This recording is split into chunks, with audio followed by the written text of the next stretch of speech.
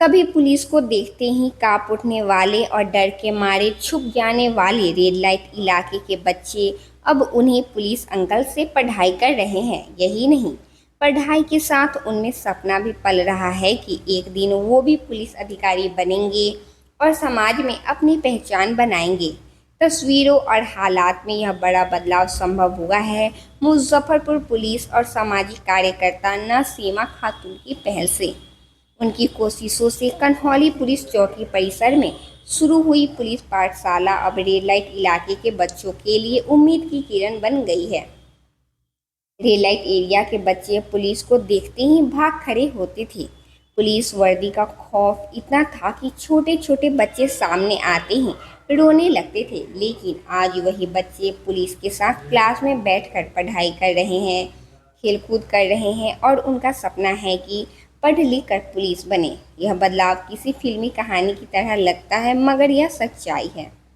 Police चौकी के बगल में खाली पड़ी जगह को टेंट लगाकर क्लासरूम का रूप दिया गया है, जहां बच्चों के बैठने, लिखने, पढ़ने और खेलने की पूरी व्यवस्था है।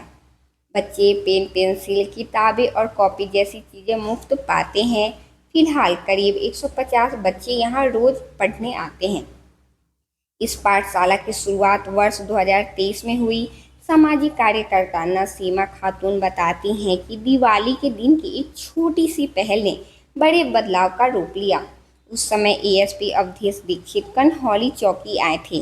नसीमा पहले से ही अपने घर में 15 बच्चों को पढ़ाती थी। जब ये बच्चे पुलिस चौकी पहुंचे तो अफसर ने उनकी प्रतिभा देखी और कहा, क्यों ना इन्हें पढ़ने के लिए एक सुरक्षित जगह दी जाए।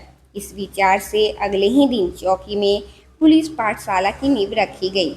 शुरुआत में महज 15 बच्चे आए। जनों और समाज के लोगों में संकोच था कि बच्चे पुलिस के साथ पढ़ेंगे तो लोग क्या कहेंगे। धीरे धीरे माहौल बदला। पुलिस कर्मियों ने बच्चों के साथ पढ़ाई से पहले खेलकूद किया, चॉकलेट दी, जन्मदिन मनाया। बच्चों और पुलिस में दोस्ती हुई और क्लास का माहौल जीवंत हो उठा। देखते ही देखते बच्चों की संख्या बढ़कर 150 से ऊपर पहुंच गई। पहले ये सभी बच्चे ड्रॉप आउट थे। मोहल्ले के पास सरकारी स्कूल में उनका नामांकन कराया गया। अब दिन में बच्चे सरकारी स्कूल में पढ़ते हैं और शाम में बैच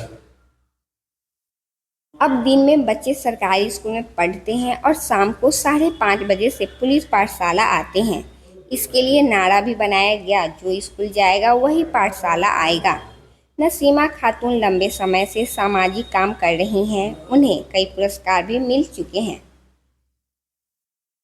बच्चों को पढ़ाते आ रहे हैं। यहाँ तो पढ़ाई लगभग 8-10 साल से हो रही है, लेकिन मैं इधर 5 रोज से आया हूँ।